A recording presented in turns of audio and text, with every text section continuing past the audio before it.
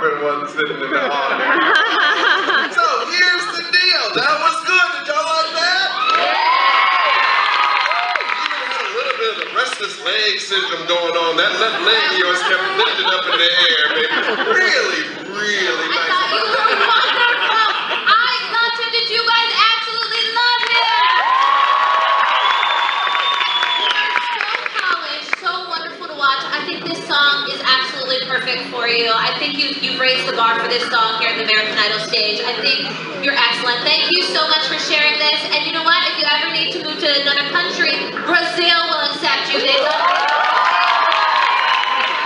Mark the date, please, ladies and gentlemen, because Angela was correct. Yeah. In that we'd be choosing somebody to represent us, a voice you could honestly hear on the radio covering that song tomorrow. And for the most part, you absolutely had that. Congratulations. Yeah. This is Jimmy Barkan. Jimmy, thanks so much for coming on the program. Really appreciate your time today. My pleasure, Rob. Thank you for having me. And for people that are just learning about Jimmy, as I said, not to pump him up even more, but he is a yoga extraordinaire. And then he is the founder of the Barkan method, which we're going to go dive deep into in just a minute, and also amazing vocalist. So if you want to find more about Jimmy as the interview goes on, we'll tease this. But right now it's the barkanmethod.com. To spell it out, it's BARKANMETHOD.com. So definitely check out Jimmy's work there and learn more about the Barkan method. But we're going to talk about that now. So Jimmy, let's kick the interview off. And you know, we hear all this stuff about yoga in general, mostly men that, you know, obviously we have a lot of men that listen to our show that are millennials.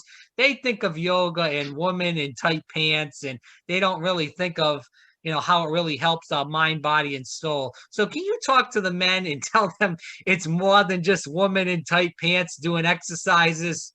Well, yeah, absolutely. I mean, that's part of it too. But the whole concept of yoga is that, first of all, it's such a broad topic. Mm-hmm. And the type of yoga that I do is hot yoga, where we actually heat the room. So you've heard of Bikram before, right? Bikram Yoga? Right. Yes? You've heard of him? I was Bikram's most senior teacher for 18 years. That's how I started.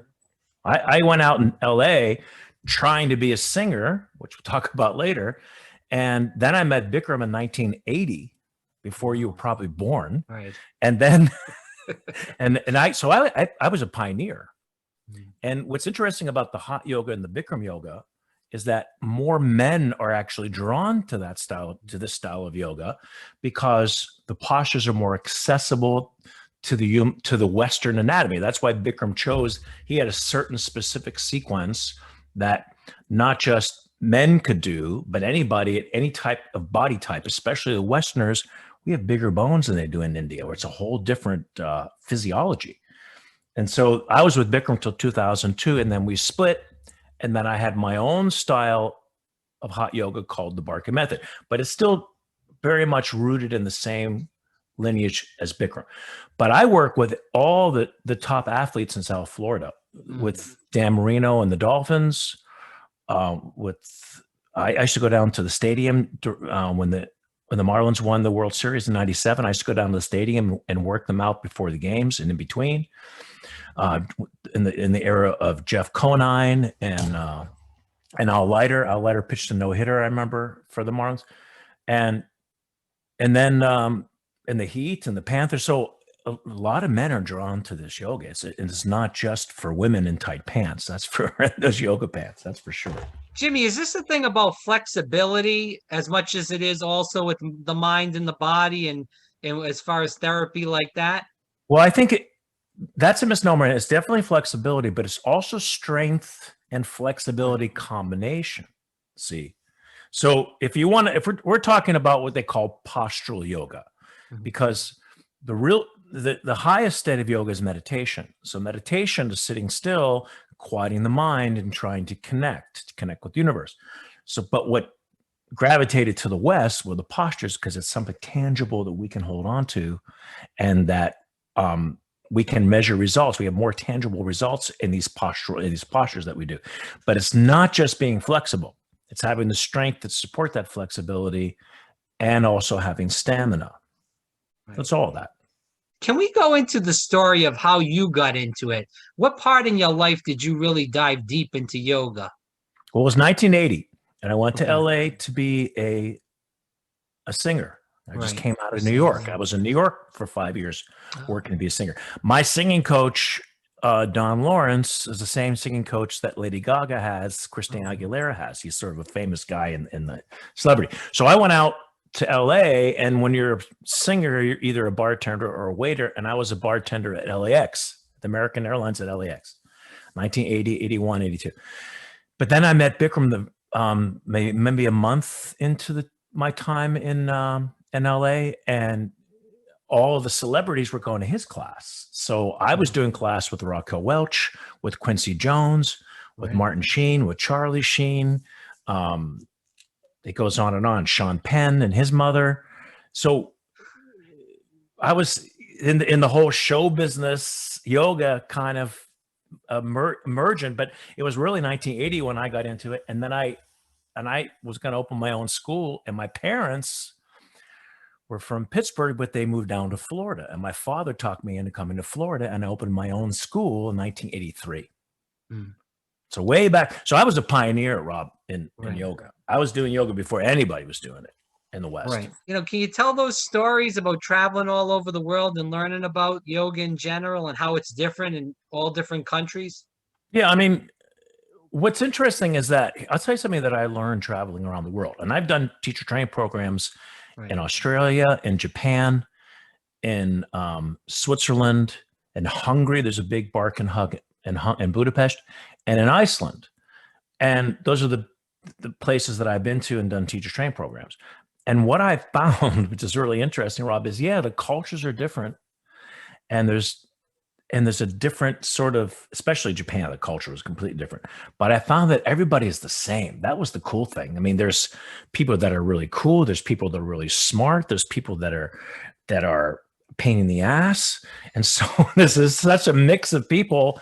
But when I went to the Iceland training, my not prejudice, but what I was thinking before I got there was, okay, my image of these people were very stoic and not very expressive. So how am I going to work with them and getting them to become a better communicator as a yoga teacher? And I was a little nervous, but when I got there, I found they were just the same as everybody else. And then maybe they had a little bit of a shell. When you break through it, they're just, amazing people. And so I almost consider myself now like a citizen of the world, not just of the United States, because I connect with these people just as much as I connect with everybody in the United States. And that's what I found. And Europe, I think, was a little longer to catch on to the yoga, but now yoga is booming in Europe as well. Jimmy Barkan here. Again, check it out, thebarkanmethod.com. Jimmy, as we keep going into the interview, can you tell the people that are listening how yoga does help? And we talked about the flexibility at the beginning in the interview and how everything revolves around that. But can you talk about how it, really helps your body and your mind and your soul by doing this? Yeah, I mean, I think the very first part of your question was right on. It's a physical, mental, spiritual union. That's what yoga is. So in the postural yoga, meaning not just meditation, but you're going to a yoga class and doing yoga postures, what you're doing is creating an opening of the body. We call the channels of the body in yoga, we call the nadis. So we're opening up these nadis. We're opening up these conduits in the body. It's like cleaning an engine. If the engine's clogged, the engine's not going to work right. So we're increasing the circulation, the blood and oxygen flow into the body. By the way we stretch, we also strengthen too. So after the class, there's this holistic high. And then as a result, it's a very calming concept and experience for the mind. So after class, you're laying there, you may be exhausted because you're doing hot yoga, but it's a calming effect. And it's a wonderful way of just finding the present moment, not to be so caught up in the past, not to be so caught up in what's going on, anxiety of the future, but you're right there in the moment and you're feeling great. And that is what nourishes the soul. So we strengthen and balance the body. We quiet the mind. Yoga means to quiet the mind's chatter. And as a result, nourishes the soul. So all three are a major benefit for the practice. So you've talked a lot about that you work with spiritual harmony. What does that exactly mean?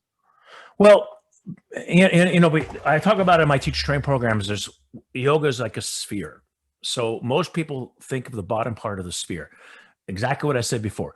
Balance the body, quiet the mind, and nourish the soul. But that's just the first part. The spiritual part is when the top part of the sphere is now connected. And the top part of the sphere is when we connect. So one of the reasons why we've been suffering for the last 6,000 years is because, according to the yogis, we're under the illusion that we're separate beings. So what we're trying to do is connect to the universe, to connect to other people, to connect with whatever image you have of God. That's the spiritual part. That's the higher part of the sphere, so that we prepare our bodies in the yogic practice to have that spiritual union. Okay. I was just curious about that. So let's jump into the Barkan method. So obviously, you spoke about the 80s and, being in LA, taking all these classes, and obviously, breaking up into your own practice, in which you now call the Barkan method. Where did you develop all the principles for the Barkan method? Well, like I said before, it was rooted in Bikram. Mm-hmm. So I still consider myself very much a part of the lineage. But when I started going out representing Bikram in all the big yoga conferences, like Yoga Journal conferences and the Omega conferences, and I'm representing Bikram, I was now turned on to all these different other styles of yoga that have different approaches and different postures. So then I started to incorporate some of those concepts into my approach, and really became not a complete combination, because I'm still very much rooted in what Bikram does, but I've added other things to give it more of a universal range of motion. So there's more range of motion because I'm adding different postures to it and changing the concept. That makes sense? Yeah. So my question is, Jimmy, is, for instance, say I went into your class, brand new yoga, didn't know anything about it. Is there like a beginner level, intermediate, and higher level?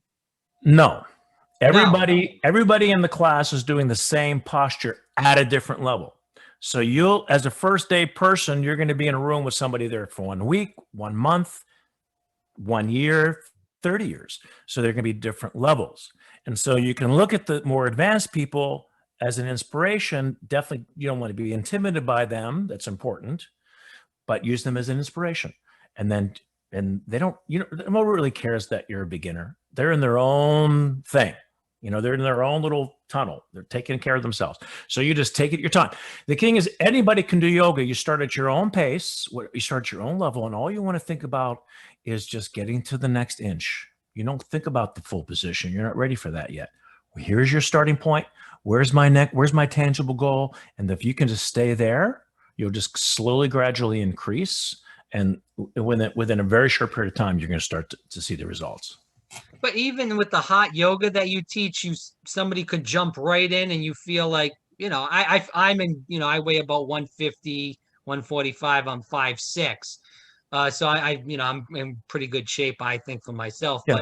But, say even myself or somebody else that may be overweight, and they go in there, and obviously that we're both on different levels, but say we're trying it for the first time, that heat may affect me less than the person that's overweight because of the body types. So, how would people manage that? Would you kind of tell them like, hey, if you can't do it, stop, because you're going to overheat, you're going to get dehydrated, and then you're going to have to be in the hospital. What I would tell them is I would tell them to, right from the beginning, take it easy. Don't try to just do what everybody else is doing. I don't want you to go 100% and then have to stop. I'd rather you go 10, 20% and just pace yourself to get through the whole class and be patient. I mean, some people still don't like the heat. There's just some people that won't go into that room. Nothing you can do about that. That's just how it is. But the heat, to me, it's my teacher would say, it's like taking a piece of steel to a blacksmith. You want to saw it out of that piece of steel. The first thing he's going to do is put it in the fire. So you got a tight body. We got to heat it up first. Now, I don't heat it as quite as much as Bikram. Bikram goes to like 105, 110 degrees. We're a little bit less because we have more humidity in South Florida, as you know. Right. So in Central Florida too. So we have that humidity level. So we don't really go past 98 degrees. Mhm. But Okay. still, for a lot of people, that's going to be pretty hot. Right. But just pace yourself. Just take your time. Right. It's all about pace. I agree. Yeah. Again, for people that are just tuning in, Jimmy Barkan, the Barkan Method, again, BARKAN method, METHOD.com. So I want to move into the last few questions about that. I know you do have studios in Boca Raton and also in Fort Lauderdale. So can you talk a little bit about those studios besides, obviously you're teaching, what else goes on there? Well, actually, I don't have the school in Boca anymore. I sold that school about 3 years ago. Oh, sorry about And I had one in Plantation and I sold that one too. Just have the Fort Lauderdale studio right now. But because of COVID, my entire career in yoga just shifted. Yeah, let's talk about that. So Yeah. how did COVID really affect it? How did COVID really affect this? Because, I mean, it is hot and, we've had virologists on here talking about how, that's why Florida did well at the beginning because of the heat, but I don't want to dive deep into the science, but, people are sweating. It's, people are worried about being too close to each other, obviously with that sweating. So how did it change your practice with COVID-19 coming on? I went, I got 80% online and used the studio to record. So, we now, well, the very beginning, we were doing Zoom classes along with the in-person class, but then became inspired and I created an on-demand hot yoga channel, channel. And then inspired by the channel, I created my own online 300, 500 and 200 hour teacher training course. So now you can become certified to teach yoga in the comfort of your own home just by doing our course, or you can do class with me every day, just going on the channel. Now, the challenge may be how are you going to get the room hot in your house? Well, there's a couple things you can do. You can put a space heater in. They have this new thing called this hot yoga dome where you blow it up in like 5 minutes and you get inside and you heat it up. So there's things you can do, but you don't. But this way you can make the heat as much as you want. And if you don't like hot yoga, you just do it in room temperature. Right. So yeah, I went online almost 80% in the last year and a half. So how is it working now? Because people are getting vaccinated. Obviously, some people aren't. They have the Delta variant, which I know in Central Florida, it's going crazy. Yeah. Regardless of all that stuff, are you still pretty much fully online, or are there people coming into the studio somewhat? People are coming back to the studio. Mm-hmm. We don't have as many classes as we did because they're not coming back in droves yet. They're just coming back slowly. So that's why I'm online. I mean, so much of the time we've recorded over 250 classes now on the on-demand channel because we've been recording since March of 2020. And every time I do a class in person, I record it, put it on the channel. And then same thing with the course. The course, we did that in about 3 or 4 months, and it's all on the Kajabi platform. So and I have live sessions, like in half an hour, I've got my next live session. So I still do live, but in Zoom. But to answer your question, yeah, they're coming back to the studio, and there's nothing like an in-person studio, especially getting in that hot room. It's really great. And I think it'll come back more and more as people get more vaccinated, as COVID starts to hopefully disappear in the next year or so. We hope so. We pray for Let's that. hope so. Yeah. Let's hope so. For the last question on yoga before we go into the American Idol experience, Jimmy, my question is, how did yoga really change your life? I mean, it seems like, you were bartending. Obviously, you're a great singer. We'll talk about that in just a minute. But regardless of that, you went from a singer and just dove deep into yoga. And now, obviously, it's a big business for you. You enjoy it. You're making money off it. So, you have that aspect rather. But how has it changed your life? Has it changed your life with your family, with your friends, mentally, or what? Yeah, I mean, we're talking now 40 years ago, Rob. Right. And it was really Bikram that was my inspiration because he was such an extraordinary, charismatic teacher. I know he's had a lot of controversy lately. But when it comes to the yoga, there's unparalleled in his passion for it. I mean, he was never compromised that. And so as I was trying to be a singer back in the 80s, late 70s, even, I even had an album out in late 70s. My career wasn't doing that well. I kept hitting roadblocks. And then I met Bikram, and he talked me into, why don't you just open a yoga studio? And then I was going to open up in Newport Beach. And my parents talked me into coming to Florida because my dad and my mom lived in Boca Raton. But when I made that decision, that was a big decision because that was my lifetime dream to be a singer. And we'll talk about that in a minute. But my whole life changed now. I mean, I completely became domesticated. Now I'm not going to be traveling all over as a singer. I'm going to be in a hometown and just having a whatever you want to call a normal life. And everything changed. My mother wanted me to be a doctor or a lawyer. So she was just getting over the fact that I was a singer. And now I'm going to be a yoga teacher. So she wasn't real happy, but she was able to see not my full peak of my career, but she saw me getting fairly successful before she passed away. And she passed away from cancer in 92. So she was only 66 years old when she passed away. But my career really didn't take off until around the year 2000. So I was from 1983 to 2000. We were just, maybe doing 40, 50 students a day. It was a very humble career.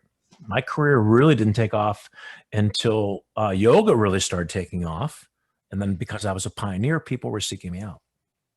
It's really an amazing story. As we move to the second part, and for people that do want to find more about Jimmy, again, the barkanmethod.com, we're going to move into what Jimmy's done and, where I actually first found out about Jimmy, which was at the American Idol's experience at Hollywood Studios, which is defunct now, but it was in existence from 2009 to 2014. I'm a little upset, Jimmy, that it was defunct because we got to see people like you go up there and that were actually really good. It was fun to see the people that were, intermediate to, not well, but then it was great to see people like you. So first, before we get into the experience, Jimmy, you talked about being a singer back in the 70s and the 80s. How did you know? What was that first indication where you found out that, hey, I'm a great singer, I should try to go to LA or wherever it may be to try to get this career kicking? When I was a little kid, okay. fifth grade, I was going to talent shows. Oh, wow. So I remember I used to sing in my bathroom all the time because they had a nice little natural reverb in the echo. So I used to love singing in the bathroom, and I just love singing. So I started doing it since I was really little. And then I found a singing teacher in Pittsburgh where I lived, and I started singing in like Elks clubs and Moose clubs around Pittsburgh area. And then I went to Boston University and had another couple agents, and one of my first paying gigs was in a strip club. I was 18 years old, and they only allowed couples in on the weekends, so they had a singer and a comedian and a stripper, like a burlesque kind of show. You know what I mean? Yeah. Like Bob Fosse, if you ever saw the movie, and he Right. used to dance in the strip club. So then I shared the same dressing room with the stripper. So that was my education. And then I transferred from Boston to New York. And I found that other singing teacher I was telling you about, Don Lawrence, and he really changed my whole makeup. But it just, every time I had like 6 callbacks for the lead in Grease, and that fell through. Wow. So every time I kept getting really close, it kept falling away. And then after 8 years, I just said, I don't know if I want to just be a bartender for the rest of my life. And then I met my yoga teacher. Right. But you still do sing, and I've went through YouTube. Besides the American Idol experience, I saw that you've had some music videos, and you still do sing, correct? From time to time. Well, the American Idol experience started my singing bug again. That's because my daughter wanted to go there, and we went, I think in 2009 when we first went. So I said, I'll go with you. And I used to sing. I tried to sing professionally. I'll do it. And anyway, on that stage, then I got addicted because it was truly like a Walt Disney dream come true. Like Walt Disney makes dreams come true, with the little Jiminy Cricket thing. So you get out in the American, first of all, it was tough to get in the show because people, they turn people down. I was turned down my first time, my first audition. Because it was 9 a.m. I wasn't warmed up. And the girl said, no, your voice is too small. So when I went back the second time, I made sure I woke up early and my voice was warmed up. So then from then I became addicted. Yeah. But, maybe 200 people would audition for the show. They only picked 15 because they had 5 shows, 3 in each show. And then it got the bug back for me singing again. And I still wasn't quite there yet. And toward the end, I started going almost once a month. I think I was on that stage more than anybody else except for one person.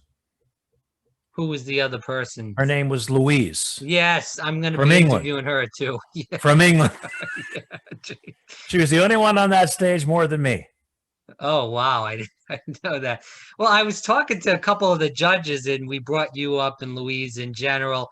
And she said the fun of it was to make sure that they would always think back to kind of remembering what you sang the last time and try to make different critiques. Because if they made the same critique, you would say, hey, this would, get kind of boring with it saying the same old, same old. Did you feel like that if somebody said the same thing? No? No, I was addicted to that audience. Okay. Especially if you get to the finale, right, which I got to about 35 times. I made the finale about 35 times and won it 3 times. And in fact, the first time I won the finale, they had a rule you couldn't come back for a year. Right. So in 2013, I wasn't allowed to come back for the whole year because I gave my daughter my dream ticket so she could audition for the American Idol television show. So we went in there and she made it to like the 4th round. She got all the way up to before the judges. Wow, that's incredible. I didn't know that. I always heard her sing and I thought she was good, but well, yeah, we went to the finale together like 3 times. That was fun. Yeah. So she always beat me. She beat me every single time. Jeez. But so what happened was after the American Idol experience closed in 2014, that was the impetus for me to now start to pursue a part-time career in singing. So before COVID, I was singing maybe 60, 70 times a year, all in South Florida in the whole condo circuit. So I've been doing my own shows, sometimes with bands, sometimes with tracks, but that really took off. And I think I've become so much better now than I was on the American Idol experience stage. But that was like the impetus for me to get going. Sorry to interrupt. Were you down in Century Village then? Yeah, I've done that 3 times now. All the Century Village theaters. They have the best theaters. It's like 1,000-seat theater with the best sound that there is. Yeah, they love me at Century Village. I would believe that. Every time I get standing O's. All right, so I got a couple of questions, and I know you only got till not much time left, so we'll try to run through these quick. So, sure. We talked about the American Idol experience, and you talked a little bit about your first time there. So going back to that, 2009, you were with, your daughter's name was Amy, right? I think I'm remembering correct. Right. Correct. Okay. So you were going with Amy there the first time. Obviously, like you said, you tried out, you didn't make it. Now, did she try out or was she not old enough to try out that first time? I'll tell you what happened. The second time I went, Amy went with me. So we both, she was 13 and like 9 months and he had to be 14. So I said to Amy, they're not checking IDs. Do you have a problem telling them that you're 14? She said, no, I don't have a problem at all. I said, good, tell them you're 14. So she actually was illegal the first time she went on there by 3 months. But we made the show together the first time we auditioned and we always made it after that. Okay. So what was your favorite part of the American Idol experience in general? The favorite part was just being on that stage because they literally created the stage from 2000, I think 2008 or 2009 series, the season that Lead to Wise won. Right. They created the stage, the exact replica of that stage. So now you get there and sometimes there's 1,000 people in that audience. It was insane, that feeling. And that's what it was almost like, and then afterwards they come up to you and they go, Jimmy, they want to take pictures with you. Like I was a celebrity for that 1.5, or that half a day, because they wouldn't care about me before. But afterwards, and same thing with Amy, they'd run after us trying to get pictures. So it was like being a little mini celebrity on that American Idol stage. It was the coolest thing. And I've got I remember you singing Walking in Memphis, and that was such a good rendition of that. And then I think I saw you sing Sway. And one time I saw you, and that was Michael Bublé. But then another time I saw you up there, I don't know, it might have been one of those 2 times where the Brazilian people were going ecstatic. I mean, they were going berserk. I don't know if you remember. Had a whole Brazilian group. Yeah. I remember the Brazilian guys. And then I did Don't Let the Sun Go Down on Me too. Right. I won with that one. Right, I won with that song too. Yeah, and then I just went between those 3. That's funny you said. Walking in Memphis, Sway, and Don't Let the Sun Go Down on Me were the 3 I would just rotate around, because like those are the best ones for my voice. But nobody would say anything, say, hey, you keep singing these same 3 songs, let's try something different. No? Okay. No, they would. And then sometimes I think I did Mercy Me song. What was the name of that song? I can only imagine. Yeah. So I did that a couple times, and I did Footloose a couple times. I played around, but those are the 3 main ones. Well, that's what they would. Lisa and Lulu Picard would tell me that, like you said, they had that rule that if you were there, if you had made it and won after a year, you couldn't go back on for that year. So a lot of people were losing deliberately in the finale so they could come back. So, well, I tried to lose the first time. The first time I won, I didn't want to win, and I was pissed. Right. And the announcer was Greg. Greg, yeah. And he ended up, now he's on tour with the WWE. Yeah. He changed his name, but Greg Hudson and I became friends. Yeah. And I'm like, oh, Greg, I'm so up. Well, he's saying he's up there and all the confetti's falling. I said, Greg, I'm so upset right now. You have no idea. I want to continue to do this. Yeah, then he's gonna go through his spiel and say, what do you think? And then you say some bullshit BS back, and then they go, this is great. Yeah. But then they changed the rule. And if you didn't accept the ticket, you could keep going back. So that's why they changed it after a while. And what's the irony of the whole thing is that now ABC is what American Idol is on, and Disney owns ABC. So that's the irony. Now they actually own the rights to American Idol. They didn't own it before. That's why one of the reasons why they canceled it. It was too expensive. My question is, and I know we're just going back and forth and we don't have any insight on this, but my thing is, why doesn't Disney bring it back either as the American Idol experience in some way, shape, or form at Hollywood Studios? And if they don't want to do American Idol experience, they could bring back some sort of talent show like America's Got Talent, and not even call it that, but something like that. Because my thing, and I want to see if you agree with this, the reason why I went to American Idol experience almost 400 times in the 4 years that I was, and that's why I became, to know you and Louise and Jessica Jarvis, who won the last show. Yeah, I was there at the last show. Yeah, I was on the last show. I didn't make it to the finale, though. Do you still talk to anybody from the experience in general? Every now and then on Facebook, somebody shoots me an email or a direct message, and I will say hello. But Jimmy Braswell sometimes too. In fact, if you when you interview him, tell him I said hi, and tell Greg I said hi too. I see them all. I saw them once a month. They were my family. Well, Greg's always running. He's running around now with the WWE. I think he just got married too. Yes, he did. He did. So who was your favorite host and judge? Because, obviously you spoke about Greg, but there was Chris Kim, and then I believe the woman's name was Jeanette. And then obviously Jeanette was great. I love Jeanette. And Chris was actually named Ryan. His real name was Ryan. And then they didn't tell us till the last day. But Greg was my favorite. Greg and I were buddies. And I loved Jimmy Braswell. And then also, who else I loved? Was it Patty? She was real Patty thin. D. She was a singer. Well, that was probably Patty then. Yep. Yeah. Right. She was great. She was really cool. And then who else was nice to me was the bass player. from SJ. England. For SJ, yeah. He Yeah. was cool. Yeah. Every now and then he would bash me, but most of the time he would always compliment me. And when you get a compliment from the third judge, the Simon judge, you know you're doing good. All right. So you said you did the Idol experience 35 times. Is that I correct? think more like 45 times. Wow. Okay. Made the But- finale 35 times. Wow. Now, is that like a record? Yeah, I know you said Louise, and obviously Louise got the record. She got the most finales. She got the most wins.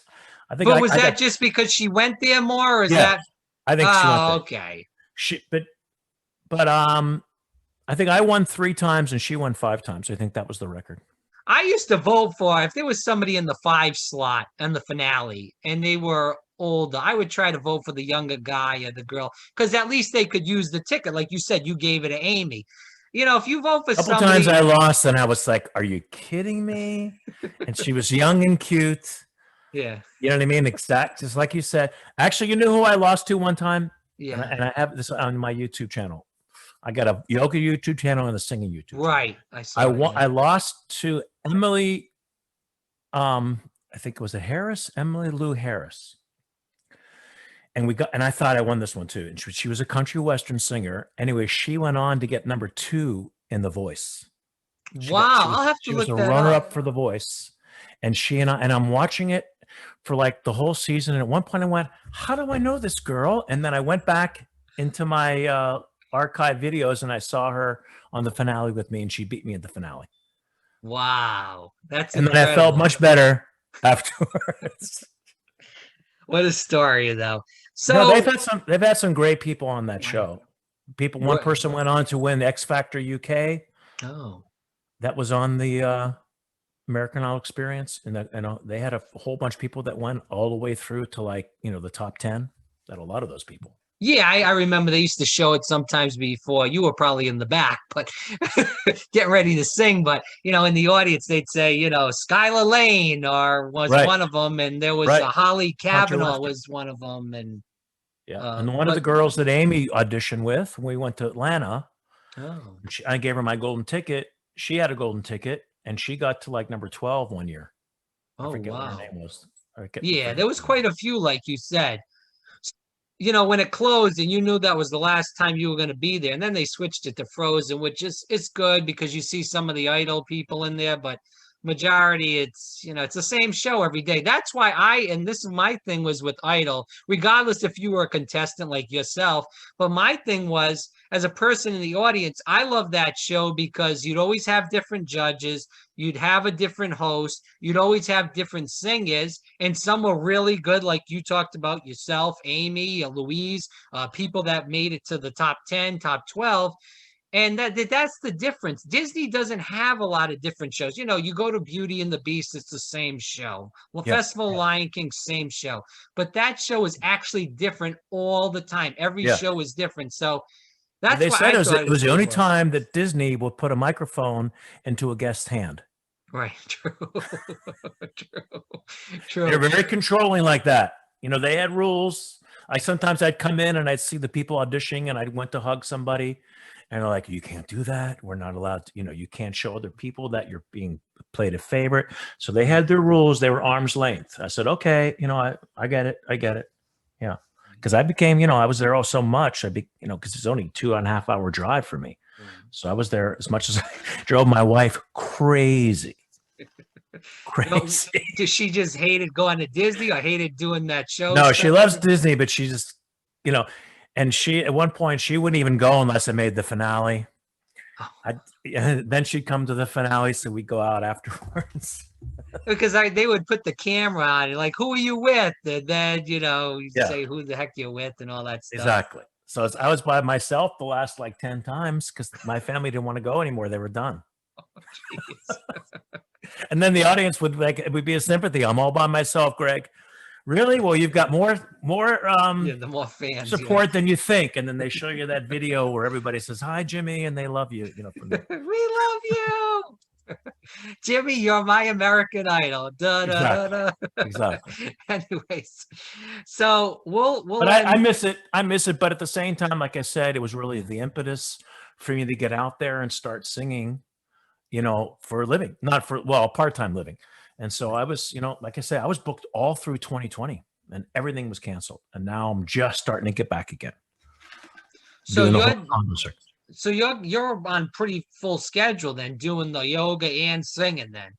Yeah. Wow, that's Yeah. And my singing website was Jimmy Barkan, or still is jimmybarkan.com. And you can see all the past shows I had. I was 3 or 4 times a month. Did you ever do a duet with Amy, or would you have guys ever do something like that? We auditioned a couple times for America's Got Talent and as a duet. But we both like our own. We like being our own singer, our own solo singer. But what kind of music would you say that you're mostly singing? Like you say I'm singing Bobby Darin Big Band Swing, like Sway, Mac the Knife, Sammy Davis Jr. Because that's really what the condo circuit's looking for. Right. And I also do 50s, like I do a whole Elvis Presley medley, a 7-minute Elvis Presley medley. Not an imitation, but sort of. Right. Dream Lover. Yeah, Dream Lover. Yeah, Dream. Yeah. But didn't they had Suspicious Minds? Did you ever sing that? No, That's I never Elvis did that Presley. one. That was a good one. Yeah, I was surprised because that was in one of the songs. I think that was the only song in Idol that was Elvis Presley, Suspicious Minds. That's all I remember. But yeah. Anyways, so let's end with this. So any other favorite moments, or what is your one favorite moment besides obviously winning, or maybe Amy winning, or that came out of the American Idol experience? I'll tell you what, it was just there's not one experience. It was the whole thing. It was going there and auditioning in the morning, then going backstage and having the vocal coach, and then you'd get makeup. And I didn't have my hair, but I would shave it.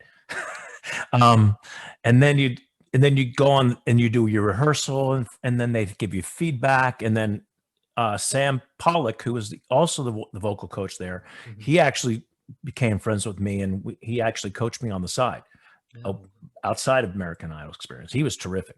He has his own church in Orlando, and he sang the Beauty and the Beast show. He did a lot of singing at Disney. So, and just having the connection with those people, and then going on to the stage, hopefully you win the show, and then going to the finale, and just then the people coming up to you after. It's like you were a celebrity for the day, and it was a Disney dream come true. That's what it was, and I was addicted to it. Jimmy, thanks so much. My pleasure, Rob. Yeah, Jimmy, thanks so much for your time. Again, for people that want to find more about Jimmy Barkan, it is barkanmethod.com. Definitely check it out. Jimmy, thanks again as always. My pleasure.